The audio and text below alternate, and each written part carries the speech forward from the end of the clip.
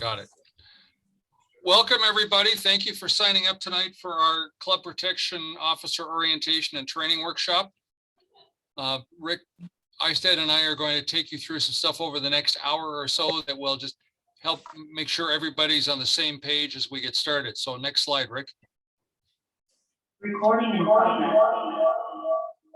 And maybe if everybody can mute themselves for the time being, that would help.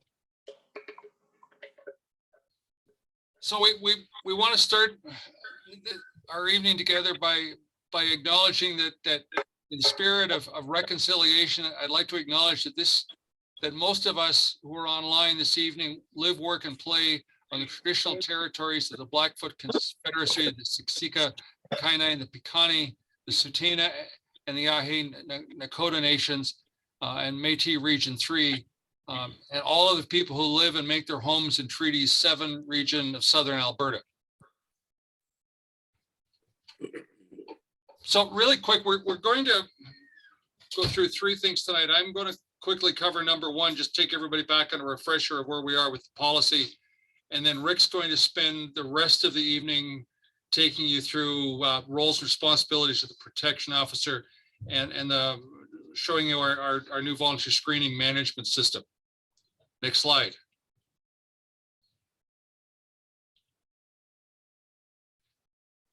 So where all this starts from is, let's remember that as Rotarians, we committed ourselves to a code of conduct that said that we will act with integrity and high ethical standards in our personal and professional life, that we'll deal fairly with others and treat them and their occupations with respect, that we'll use our professional skills through Rotary to mentor young people, to help those with special needs, improve people's quality of life in our community and in the world.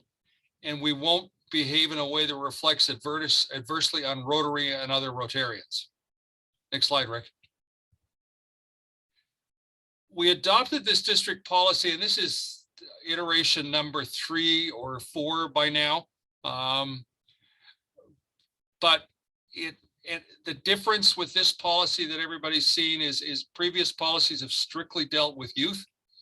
And as we moved into this one, we started realizing that we had reference to other vulnerable people. So we retitled this policy as our protecting vulnerable people policy. And Rick, has Carol Graham appeared yet?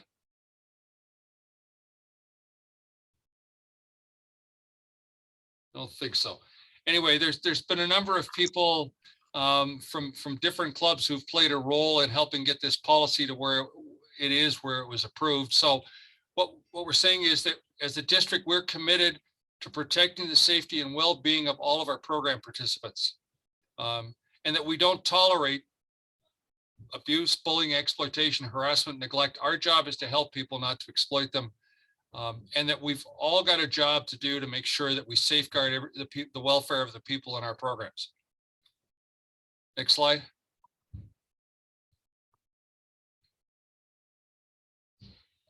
And then the district policy is actually on the volunteer screening page. It's also in the club runner documents. We are having a look, we're just updating the district page right now on volunteer screening to make it easier to find the policy. You've kind of got to look for the place where protection policy is in a slightly different color than the other words. But nonetheless, it is our job to prevent all forms of bullying, abuse, harassment, exploitation, discrimination, and neglect. That's just our job. And I know I've heard some people say, but can we really prevent it? And talking to people who work in this field every day, making that in any way mealy-mouthed, saying do our best or whatever, that's not what we're here for. We're here to prevent all forms of bullying, abuse, harassment, exploitation, discrimination, and neglect. We're here to safeguard the people who participate in our programs, especially the vulnerable folks, that we make sure that they understand their rights, because if there's anything I've learned over a few decades working in this field professionally, is the two most important things we can do is teach vulnerable people to scream loud when somebody does something they're not supposed to do. And the second thing is we're supposed to believe them when they tell us. And most important is we've got to prevent people who are going to put vulnerable people at risk from participating in our programs. Next slide, Rick.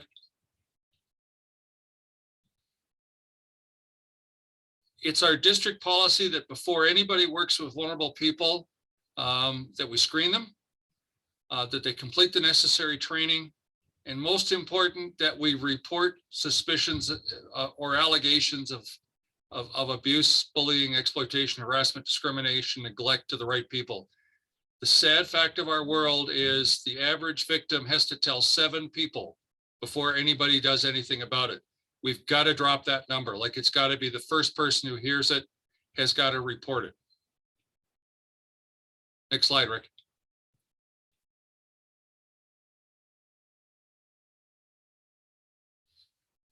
And as we've said, this policy applies directly to everybody, whether you're a Rotarian or a spouse or a volunteer that comes in to help us, including adults who are members of youth exchange host families, in our districts, our programs, and our activities, and our events involving vulnerable people. So if we're involved with programs with vulnerable people, that's our job.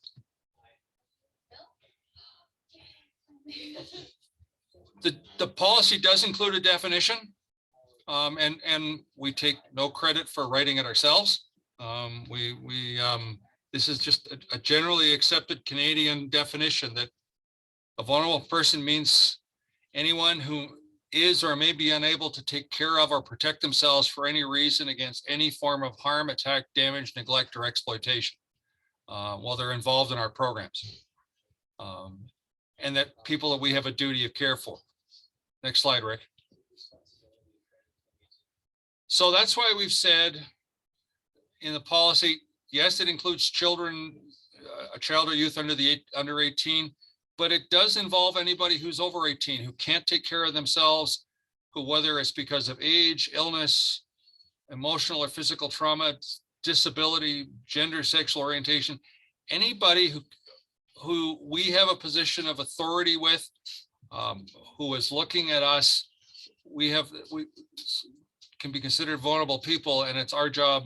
The easy ones are there. You know, you can see the people who have disabilities, the senior citizens we work with. We've got clubs who are working with Ukrainian families right now, and I know that we've talked about with the New Generation program that even with these young adults who are coming from another country to be with us, they're in a vulnerable position with us, and that's why we've said it's important to sit down and say, are we working with vulnerable people here? And that's so it's looking at the circumstances. Rick, next.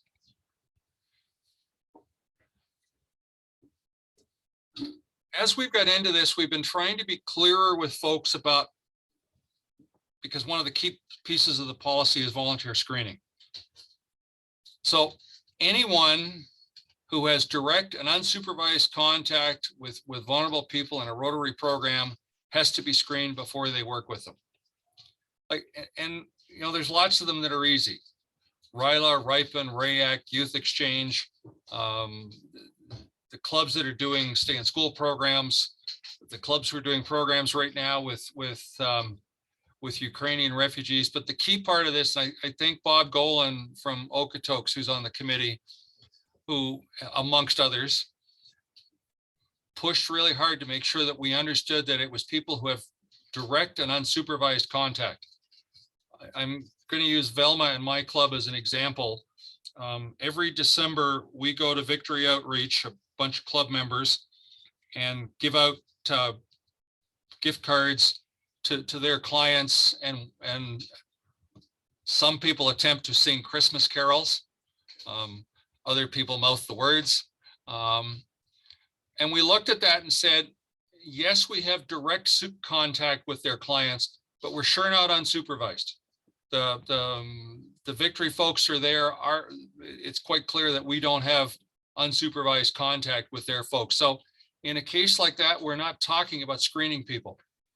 Lots of our clubs go to food banks to help out, And it's very clear that we don't have unsupervised contact, and we're not supposed to have unsupervised contact with their clients. The chart you see at the bottom is a pretty standard international approach to volunteer screening. And it's, Rick will get into it in a minute, that our process includes an application.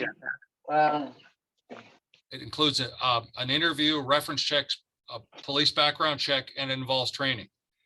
And one of the key jobs is the club protection officer, not the protection club officer,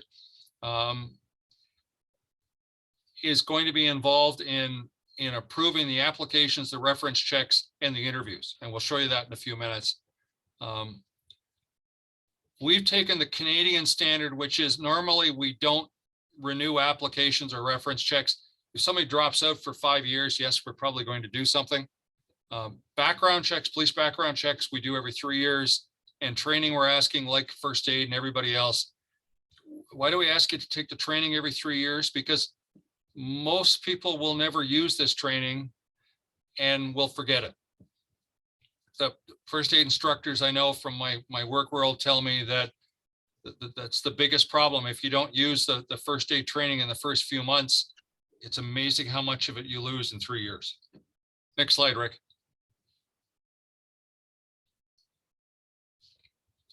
So one of the things you're going to see tonight is we're going to focus on one stream, but there are really now going to be 2 streams of people.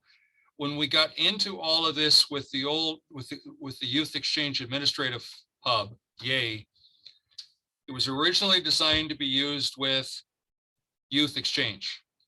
And a number of districts like 5360 attempted to adapt it to use with everything. And the folks behind YAY kept saying, no, that's not what it was designed for. So any of the changes we suggested that would help us screen RILA people or RAAC people or stay in school people, they said, no, that's not what it's for. So about 3 years ago, just before COVID, a group of clubs in the US Northwest got together with the YAY people and created a new volunteer screening management system. Anybody who's been on the youth exchange system, when you see the volunteer system, you'll say, this doesn't look any different. And you're right, it's the same platform. There are some improvements, is all it is. So what we're saying is, if you're involved in youth exchange and you're the club youth exchange officer, the protection officer, or the 2 counselors, those are the only volunteers we need to be going forward putting into YAY. We'll still do all the host families and the kids over there, but all of the rest of the volunteers we're going to do over in the new, what we've now had for about 18 months now, the new volunteer screening management system. And the difference is on youth exchange, because it's a much smaller program, the district does most of the lead on it, especially the youth exchange committee. And I don't see Henderson's name on my list, but I could be wrong. No, I am here. Oh, you are. Hi, Craig. Hi. Yes. So Craig's the protection guy on that side. Over on the new side is where we're going to be doing everything to do with RAAC, RIPEN, RILA, stay in school, interact, clubs that have youth scholarship programs. But it's also all of those other programs that people are doing. And we're going to get to police information checks in a slide or 2. So everybody in that group are the people working with vulnerable people, and it's going to, we've said it's our job. Thanks to Carol Graham and Stampede Park, we've been developing a list, an example list of what are the kinds of other things you might want to be doing. Like, for example, the last time when we had a lot of Syrian refugees arriving in Canada, and clubs were doing a lot of work with individual families, and Rotarians were doing work with them. In this new system, because they are vulnerable people, we should be making sure that they come into this system and that they're properly screened before they're working with that group of people. If we're just raising money for it, that's a different story. Next slide, Rick.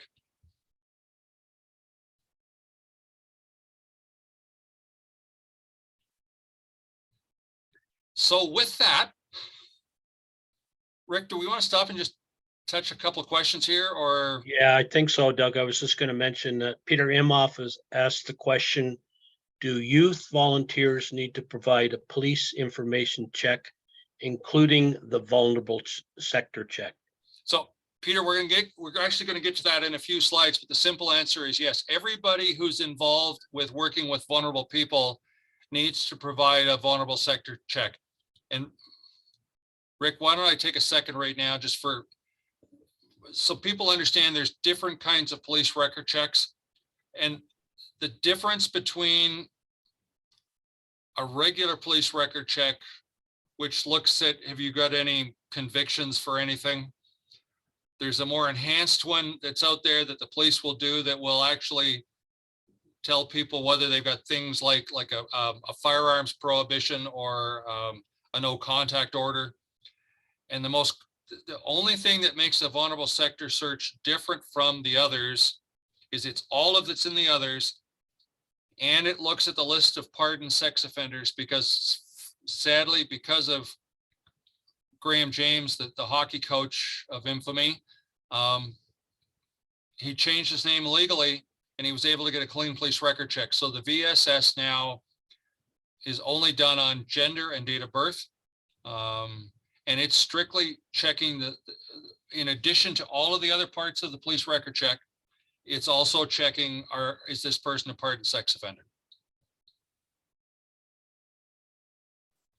Does that answer your question, Peter?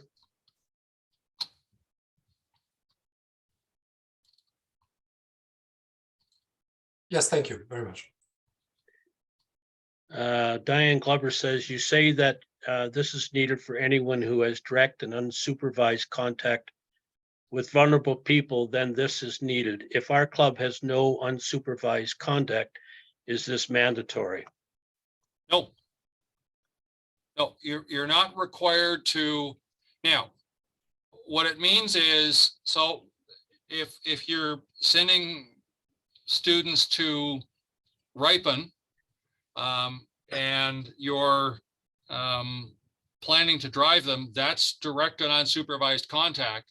So that the driver taking the kids to and from Ripen or Ryla or Rayak, if you're providing the transportation, that's considered somebody who has direct and unsupervised contact. But there are clubs who, and that's what we're going to be working with you as protection officers, is looking at what your club's doing and saying, who is it that needs to be screened? And I can bet there probably are a couple of clubs who say at the end of the day, we're saying for right now, no, you don't.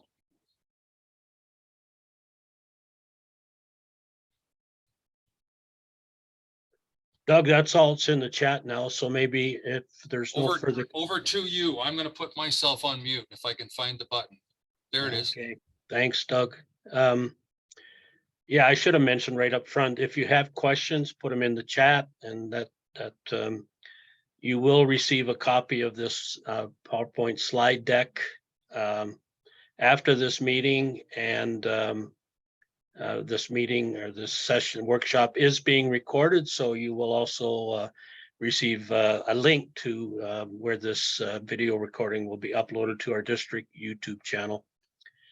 So in terms of club protection officers' roles and responsibilities, when this protecting vulnerable people policy was released in 2021, the clubs were asked to appoint a club protection officer through a questionnaire that was basically to confirm which clubs were, the desire was that the club would either create its own version of its policy that works for the club, or they would adopt the district policy.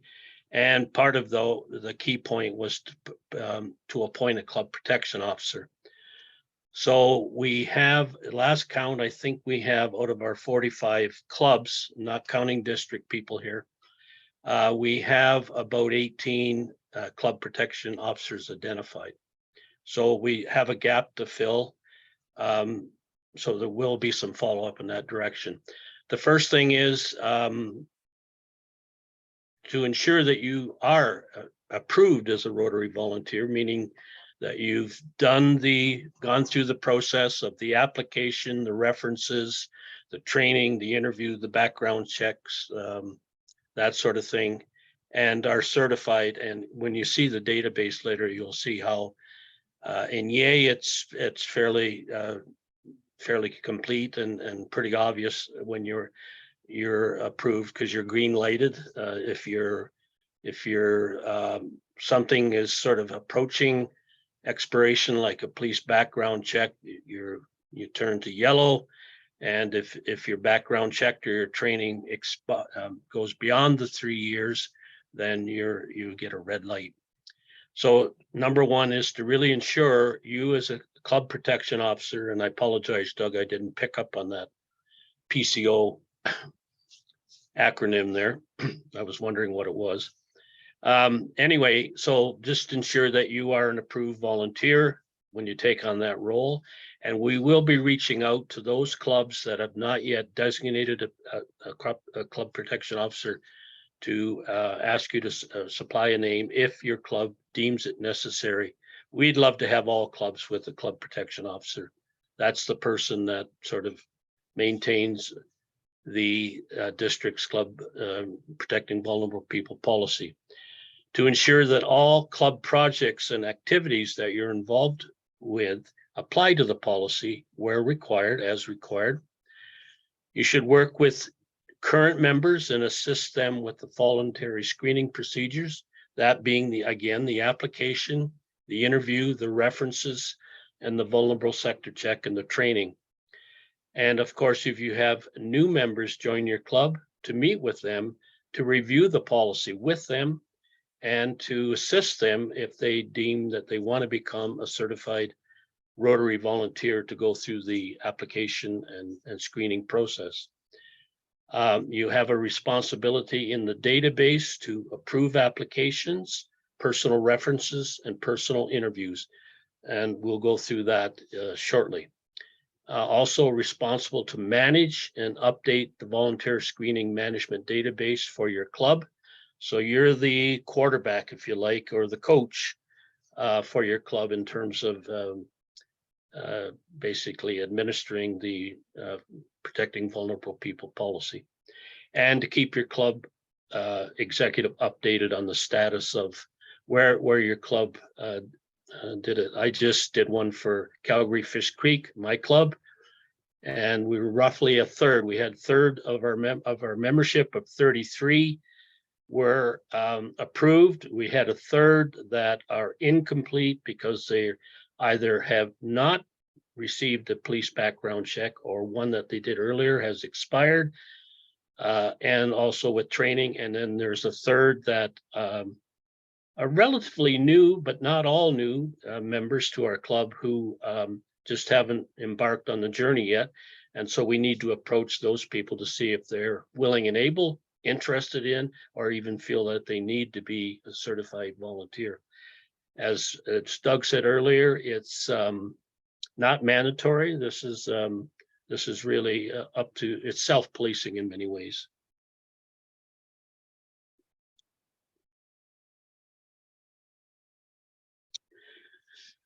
So this is the homepage when you go in, and all club protection officers will be sent a link from me, from the system, that allows you to have access to the system specifically for your club or your committee. And this is what the homepage looks like. And you can see this is for District 5360. This could easily say any other district in the Rotary world that's currently using this system. You'll see the current officers and the Rotary year on that page. So you can see that Steve, Kurt, and Christina are the stream. Doug is obviously the chair of the Protecting Vulnerable People Committee, but he's also considered the district protection officer. Here it says youth protection, but we really mean club protection. And I'm the assistant protection officer for our district. Down below, you'll see the Rotary Club name. So every Rotary Club, and this is all populated, the names of the clubs and the members are all populated by the information that's in Club Runner. Just like Rotary International moves information from our district Club Runner site into their databases, we access the Club Runner information here, except that we do it manually, and we'll probably end up updating this sort of on a quarterly basis, I presume. But essentially what you are looking for is to find your club. Now, as a club protection officer, you will only see your club or have access to your club information. I'm just using as an example, my Rotary Club, Calgary Fish Creek. And you see that Marnie Ellison is our club president, John Crosser is our president-elect, Anne Marie Simino, who's on the session tonight, is our youth protection or club protection officer, and I'm the youth service committee chair. Anne Marie is working with a gentleman named Dennis, who is in training to take over from Anne Marie as of July 1st. When there's if you don't see any color across the individuals' names, that means that there's nothing, no flags have gone up the pole. You may see some gaps. That just means that there's been nothing done in that area as of yet. I'll point out the person, Sergio Agencio. He's a brand new member to our club, and he will be approached to determine whether he wants to proceed to get become a certified Rotary volunteer. And of course, if he wants to work with vulnerable people or work with, including on the youth exchange side or any of our program sides, then he would be required to go through the process. If you see red, which is Dale Bossert, his background check has expired, and we've been in touch with him to determine that he does not feel that his involvement in Rotary right now would put him in a position where a vulnerable sector check would be required. So we'll probably, he stays in the database, but we'll just inactivate him likely. So a little bit more detail. So again, the club, this is the information that's on there. You can see the application, the last interview, the police background check and training, etc. Down in the lower left-hand corner is a little plus sign. And if you touch on that, this window on the right, add new volunteer, will pop up. And really all you need to know is the person's first name, last name, and their email address. And then you hit add, and immediately that name goes into the club member database. So it's really easy to add new members as they come along. Then as a club protection officer, if that individual, the member, wants to become a volunteer and to go through the process, this is under the top left-hand corner of this page. And this is when you double click on the club, it'll open up the club members list. When you double click on the member, it'll open up another subset of files, which will include things like this approval process. And when you go to volunteer options, these are the things you can do. But the one I'm focusing on is if you go there and hit that send application link by email, that individual will then receive the following email. And I'm only showing a part of it. It's a thank you for your interest in serving as a volunteer. Here is your personal link. And when they hit that link, that's going to trigger some online forms to be filled in, a profile if you like. So it's your application forms. It's references to, you're required to supply 3 references, 1 Rotarian maximum, no family members. And this basically, this one link, and it's a link that probably should be saved, because if you ever need to go back in and update your profile, let's say you change address or change email or change phone number, the individual can go back and click on that link and go back in and make necessary edits. So it's pretty intuitive that way. Rick, Yes, Doug. can we just stop for 1 sec? One of the things I realized when we go back to that plus button or plus symbol on adding a volunteer, that can also be for adding a spouse who's a Rotary spouse or partner who's involved, or it could be like for clubs who are involved in Stay in School, where you've got non-Rotary folks. The application form actually has a non-Rotary box that you can check off. So this isn't just for Rotarians. We can put, as we did in Yay, we've got folks out of like a Peters group in Ripon and Ryla, where we've got folks who are, and Craig, you're at a school group. You've got folks who aren't Rotarians, so we can put them in. Yeah, that's a good point, Doug, and maybe we can just show that when we go live into the database. And Anne-Marie asked a question about transferring people, and you and I talked about that beforehand. Yes, we can transfer people. It's Rick and I can transfer people. It's like you guys only have, when you see yours, you'll only see your club, whereas we see the whole district. So we had 4 Heritage Park members transferred to other clubs. So Velma, don't go looking for Martin Harvey. He's already moved to Okotoks. That's a good catch, Doug. Yep, I just saw that in the chat. So, okay, carry on as if I was normal. Yeah, if you would carry on monitoring the chat as Yep. we go through this. I just wanted to show you a page. Now, this is actually a screenshot of the Yay page, but more or less to demonstrate, we had a person there where they've submitted their application, and they've submitted one reference is already submitted. So your role as a club protection officer, you'll be notified when there's an approval to be made, and you basically in that little red circle there, you'll see evaluate, and you would click on that, and it's going to show you the application, and it's a fairly quick review to go through it, and then you would then hit the edit button at the bottom. I don't think we can see it here, but you would just basically type in your name under the who the evaluator is, where it says pending, or sorry, that's the date, and then the by whom, and you can see that there's 2 things pending in Carol's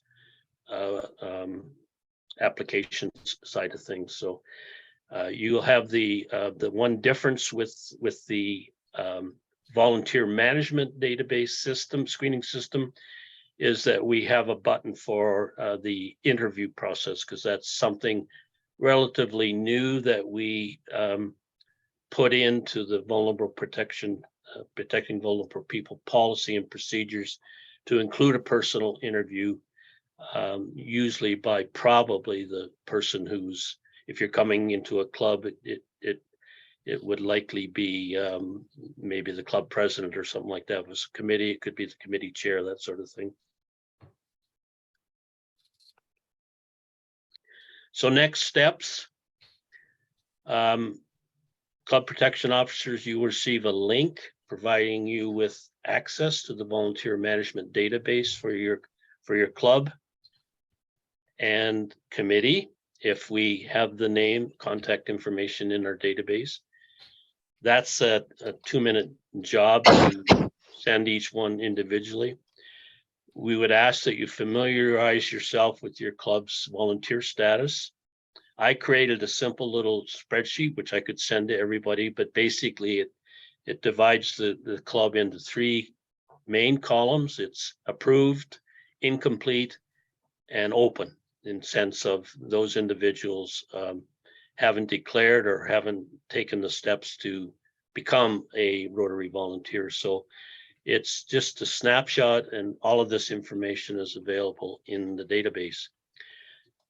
For those who are approved Rotary volunteers, I think you need to ask them, do they feel that they need to remain an active volunteer. Most, I'm sure, will say yes, but some may say, no, I don't see the need anymore. And if they say no, then you can quickly inactivate them. You don't eliminate them from the database. It's just that you can filter the information you see by active and inactive or non-active. And of course, if they say, yes, I want to continue to maintain my status, then I think thank them and show your appreciation. Those who have incomplete or expired police background checks or training, the only two that are really on a renewal basis, and as Doug said, those are every 3 years. If again, you need to ask them if they still want to remain active, and if they say they do, if no, then obviously you make them inactive. But if yes, really assist them.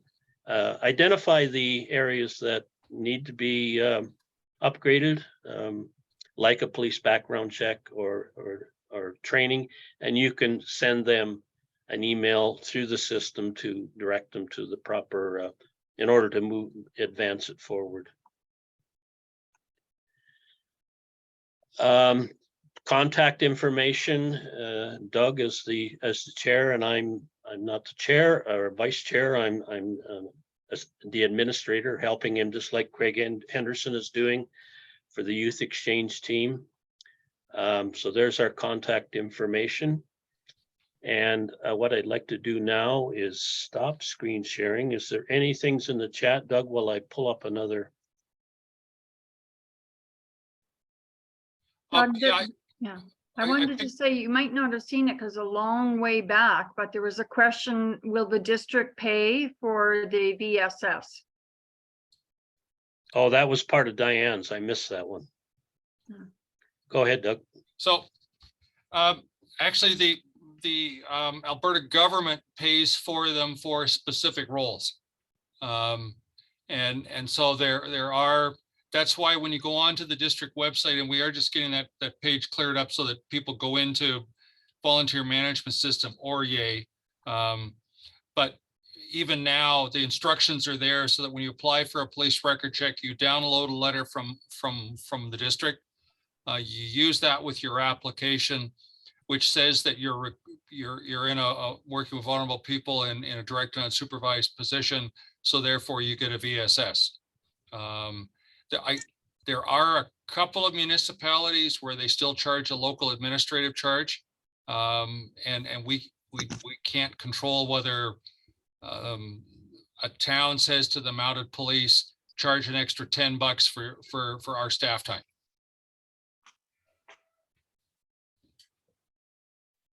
But the actual VSS cost of the law enforcement processing of VSS is for vulnerable people, working with vulnerable people, is paid for by the Alberta government.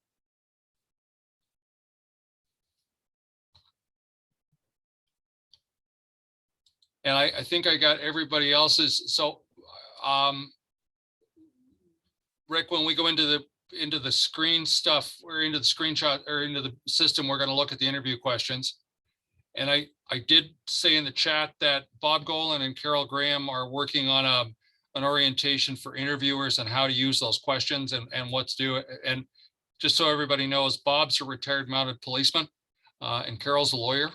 And we've also got Patricia Arango in Red Deer, who is the executive director of the Sexual Assault Center, who's having a look at that with us too. So we're going to be doing that, so that we're not saying to people, just go out and interview.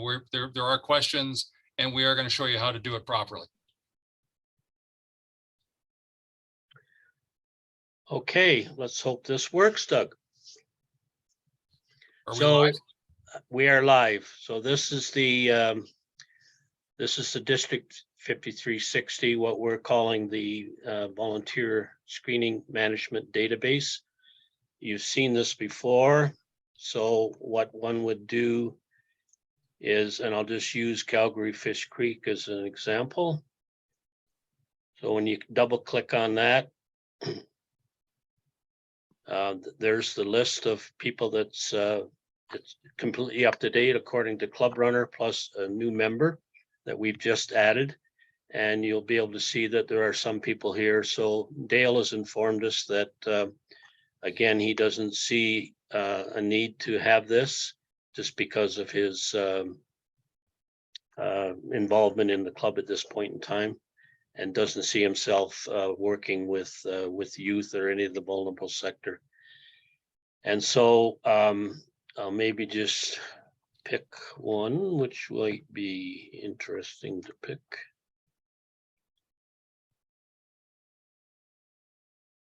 I'll pick myself. So again, you double click on it on the line. This is my volunteer detail. Basically, it's contact information. I can send an email message from this page. I can send an application link to a fellow member who wants to become a volunteer. If you need to have a backup person in your club that's responsible or to help you with the club protection officers, you could, I believe, send them a volunteer management authorization, which would give them access strictly to your specific Rotary club. There's a section called documents. So when you can see here that my personal references are there, any emails, or this is the volunteer affidavit, that's the profile or the application. All of that is tracked and loaded there, and by double clicking on it, you can open it up. If there's something urgent that needs to be flagged, or I often use it as reminders to do stuff, you can put it there. And then the big one here is the approval process. And this is where you can see that my status is approved, and this is what you'll see in the database here. So this is not Yay. This is the other database that we're talking about here. So you can see when I did, you'll see that I just updated my police background check in September. Basically, Doug or Charlene have been approving the background checks, and that will continue. But at the club level, you'll be responsible for approving the application, the references, and the personal interview. If a reference, and we've had this happen from time to time, if a reference doesn't turn out to respond for whatever reason, you can hit the replace reference and hit the one that you want to replace, and then it opens up a drop-down window that allows you to fill in another reference. As I mentioned, it does require, or is asking for 3 references, 1 no family, and only 1 Rotarian. And then training summary, there's different training things offered depending on whether you're in youth exchange or not. The one that we're asking everybody to get is the Youth Protection Awareness Training that was developed by NAN, North American Youth Exchange Network. And basically it's also online. I think it takes 20 minutes to half an hour to complete.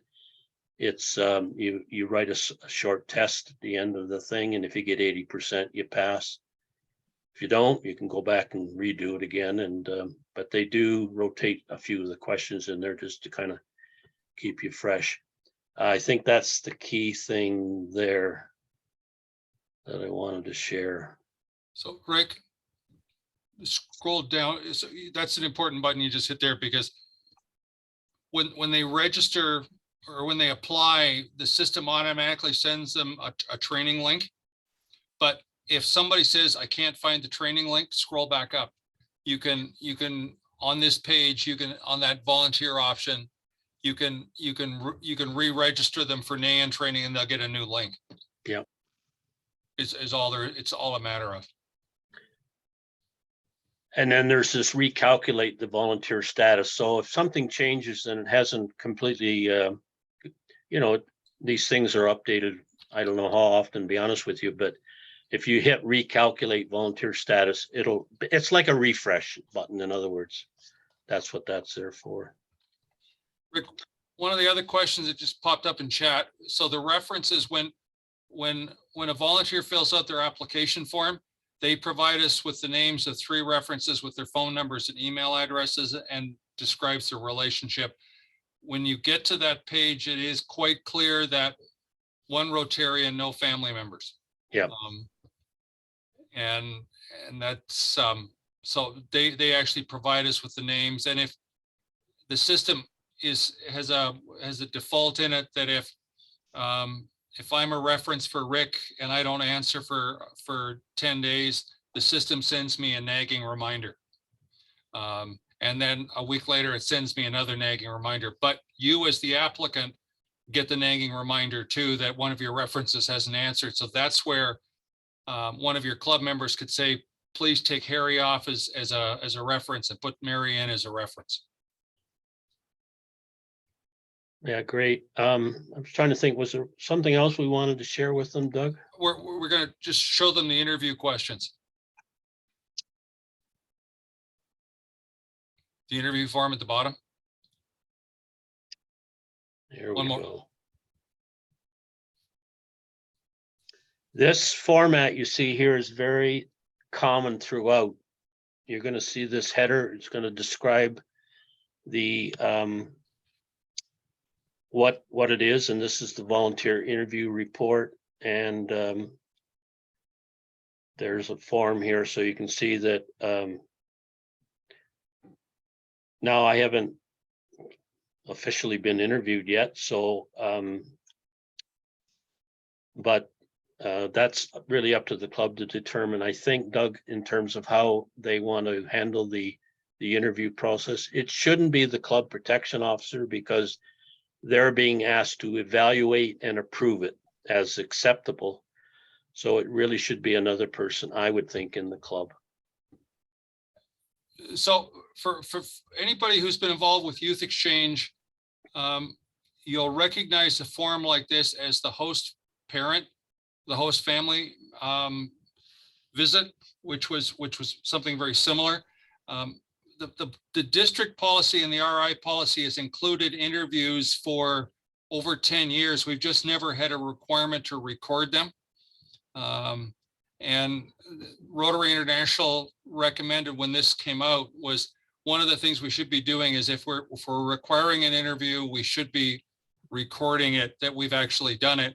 And to Anne Marie's point, like, what do we ask? Well, the interview form has a series of questions, and this is what Bob and Carol are working on saying to whoever's going to be involved in the interviews. They're going to walk you through how to use these interview questions, and it's really a matter of asking these questions, and for the interviewer to type in responses, and then it's the club protection officer's job, once the interview has been completed, to go in and read it.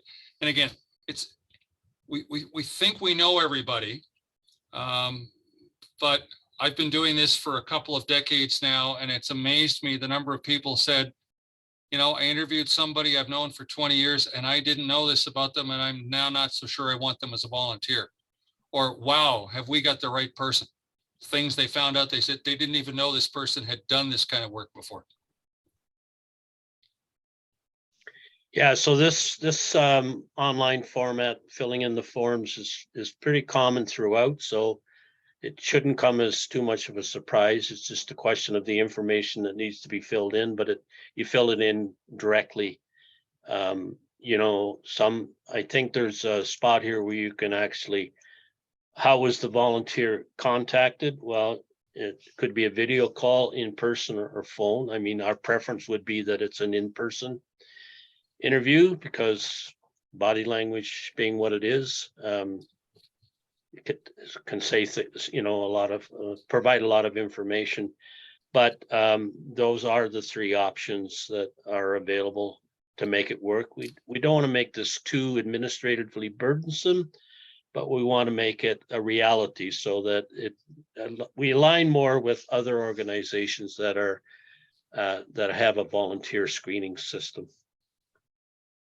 And I think I was trying to think if that's anything else we wanted to. Volunteer training, that might be, we might build that into the system when it comes to the interview.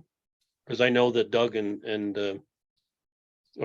Bob Bob and Carol were, or is it Bob and Carol, yeah. Carol, yeah, they're working on developing a training program for interviewers. So Yeah. Can I just ask a quick question? When the reference checks go out, I know it goes out as an email. How does it upload automatically into this database when they respond, or is that a responsibility for us as CPO to add in? Like, just wanting to understand that process a little bit. I think the only upload requirement, Anne Marie, is with the background check, and that has to be done by Charlene or Doug. I think by Charlene. So Rick, scoot back up if you don't mind, or if you want to change to me, I don't mind if you change to me. But if you go to documents, so you can see Rick's 3 personal references with their names are there. And so when Anne-Marie, when you fill out a reference for Craig online, it automatically goes in as the club protection, the club protection officer, Peter, would get an email that says you have a document to evaluate. When he comes back to that approval page, you saw that there'll be an evaluate button. You click on the evaluate button, it'll go right to the document that needs to be evaluated. Then after you've read it and close it, up will come up, you've got a choice of leaving it pending, approving it, or declining it. And you don't even have to enter your name. The system is smart. It knows that it's you, and it'll put in Anne-Marie did it on this date and when she approved it. and that's when it'll go into the documents tab. It won't go in until it's approved. I don't believe. No. But where will I see it then? So Sorry, Back on- I need visuals. Rick, can you go back to PowerPoint for a minute? Yeah. Sorry. No, No problem. Anne-Marie, it's good. We'd rather people ask the questions rather than us having to Explain keep going later. back up, Rick, Where to? to the evaluate button slide. Oh, okay. There. So Anne-Marie, you see on the slide, like you'll get an email that'll tell you that Carol has an outstanding document to be evaluated. You go to Carol's Okay. page in your club and you can see that it says in bright yellow, evaluator application and evaluator reference. And when you click Okay. on those, the documents just open up. Perfect. And then you All right, close it I and you either approve it or decline it and you're done. Okay, so it's that simple. Okay. Yeah. As I've said to several people, if I can do this, anybody can. Thanks, Rick. Any other things in the chat, Doug? that we need to- There was a question that Diane asked about liability, and Diane, as the simple answer to Diane's question is there any risk or exposure for liability? District 5360 provides us as district, as Rotarians, with liability insurance coverage, and we are all as protection officers covered. So if District 5360 is sued as a result of an incident and your name is on it, the district policy covers you for it. And the only reason you would not be covered is if you held up a sign at every club meeting that says, I think volunteer screening is stupid and I'm going to wreck it all in the club. In which case you might be on your own for liability.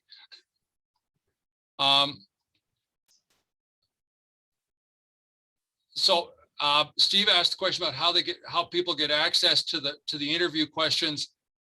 And Steve, I'm writing that one down because I just realized I think we're going to have to.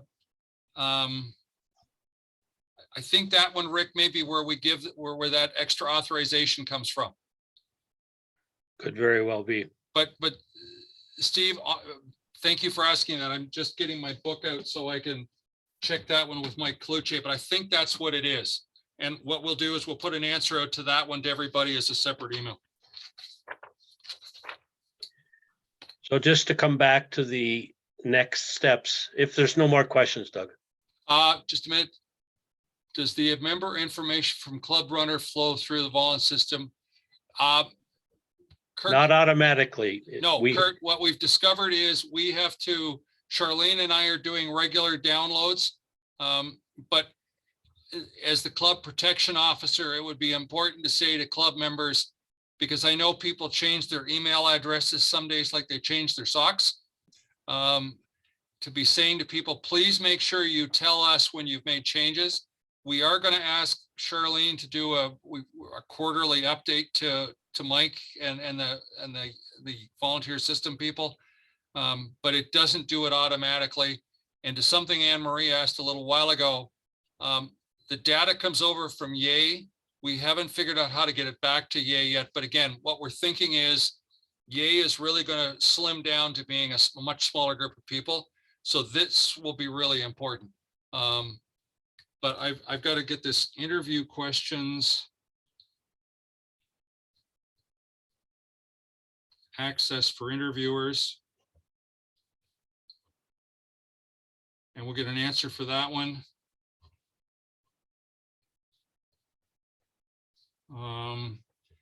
And we'll talk about, we'll let you know what the schedule is going to be for Club Runner. Slow down writing, Doug, so you can read it.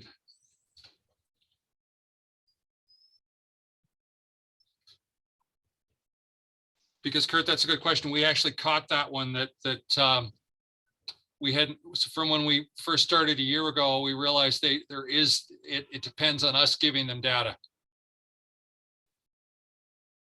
So Peter, your question about police record checks being clean, there is a list in the district policy about what we're concerned about. And should somebody not have a police record check that is totally clean, as the district protection officer, when one of those comes in, the district governor and I have a meeting about it, likely have an interview with the person. And to your question about 10-year-old cannabis convictions, those are the kinds of things we're looking for. I can tell you from several decades with Scouts that we're not worried. We're not worried. If somebody's got a 10-year-old cannabis conviction, we're going to talk to them about their relationship with criminal activity today. If you've got a driving under the influence from a year ago, that's probably going to be a door stopper for us. Anything with a violence in your past is usually a no-go. But we've only had, since I've only had to deal about once or twice a year with one of the DGs over the years with this, and it's usually been old DUIs and old cannabis. My Scout experience was, it was amazing how many 19-year-olds did stupid things who are now 40 and want to be Scout volunteers. Doug, Jim Fisher has raised a question. His question involved a parent providing permission to drive their child to camp. Is this permissible?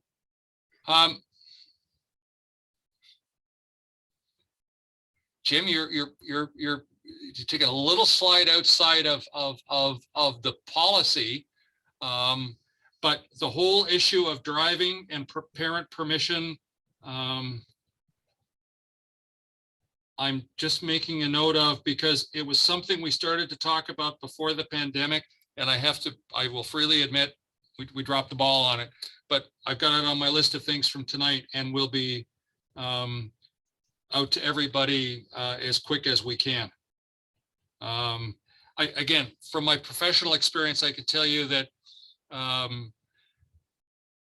parent consents for that kind of thing are pretty common. But to go back, Peter, a lot of your participants arrived by bus on RIPED, right? Yeah, I see a nod. And I know Dagmar, and I can't see you on the screen, but I think that's the same for Rayak. That's right. Yeah, but if we're transporting kids, Jim, I'm going to come up with something clean on it. I'll get it through the district board. But I think it only makes good sense that if we're driving people's children, that they've given us permission to do it. Okay, Doug, I think we're at the hour and I'd Yeah, like and I'm to just kind of, seeing Dagmar or Margie's got something here. Just let me read it. oh, she's very complimentary. Oh, okay. Wasn't a question. Okay. It's got an exclamation mark at the end. Thanks, Margie. I was looking for a question. So my goal is to send out the links to access the database to all club protection officers by Wednesday next week. That would be the 25th. So look for that. If your club has any, you're representing your club, but you are not the club protection officer here tonight, I'd kindly ask you to go back to your club and encourage them to provide us with the first, last name and email address, or we can get that as long as they're a member of the Rotary Club. And we can get them out to everybody, because the more we can get moving on this, I think the better. And I think the first, after you get it, it's like anything, if you don't use it, you lose it. So that second point of familiarizing yourself with the club's volunteer status and just navigating around. I don't think you can do anything to shut it down. I know that you can't delete files in it, at least I've learned that. So yeah, just familiarize yourself. And if you run into problems, you can give Doug or I a shout and or send us an email and we'll try to help you through it. That's what we're here for, to support you in the, I'll call it the launch of our district's protecting vulnerable people policy. So Rick, the only other thing I'd add to that is and Dagmar and Peter are together on my screen right now, so I can see the two of you together. But for the folks who are working with our district committees, I would also like to continue to offer some one-on-ones with you guys, because there are some peculiarities, as you both know, about how we get you guys connected to your programs and your clubs. It's just a little foible, but we know how to do it, so we can show everybody how to do that. And we're good to go. I will, heaven forbid I'm going to say this out loud, but I'm going to Drumheller next week. I've checked my calendar what day I'm going. And I know one of the Red Deer clubs has asked one of us to come talk to them. And probably that was going to be on a Zoom call. But if you've got a small group of people in your club who want to work on this, Rick and I are available to help. But so are you know, Bob Golan, Carol Graham are both ready to help. Patricia Arengo's are around. I'm not going to speak for Craig yet because he's got a big job with Youth Exchange. And I have a former Rotarian who's on the committee, Lee Tunstall from downtown, who's also prepared to give us some help. Okay. So Doug, do you want to do the closing words? Rick, thank you for putting this all together, and thank you for being persistent. As some of you know, I spent a long part of my world working for Scouts Canada, and that came to an end a couple of years ago. And for the last 2 years, I've been managing a community center in Calgary, and my life got a little confusing. So Rick, I appreciate you bugging me regularly to get this moving, and the other committee members. And all I can say, folks, is this is important work. Like, our job is to make sure vulnerable people are safe in our activities, and that that Rotary has a meaningful impact on their lives. And this is one part of it. Let's keep it common sense, and please ask us when you need help. We're there. All you have to do is ask, and we'll do something. Thank you, everybody, for your time this evening and your questions and your interest in this, I think, very important area. And with that, we'll bring this workshop to a close. Thank you, everybody. Awesome. Thanks for the webinar. Good night. And yes, I just saw it go by on the, we are going to send we're going to send the link out for the training and the slides both, right, Rick? Yes. Yeah. Okay. So we'll get that done as quick as we can. Okay, folks, thanks very much. Good night, Glenn. Mhm. Linda and Jim, I'll see you on whatever day it is. I'm supposed to be in Drumheller next week, Monday, I think.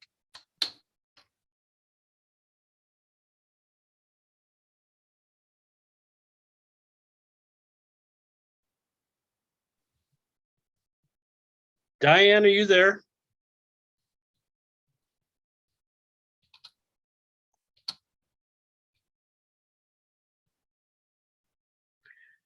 I noticed Diane, I'm not sure. Oh, I should stop recording.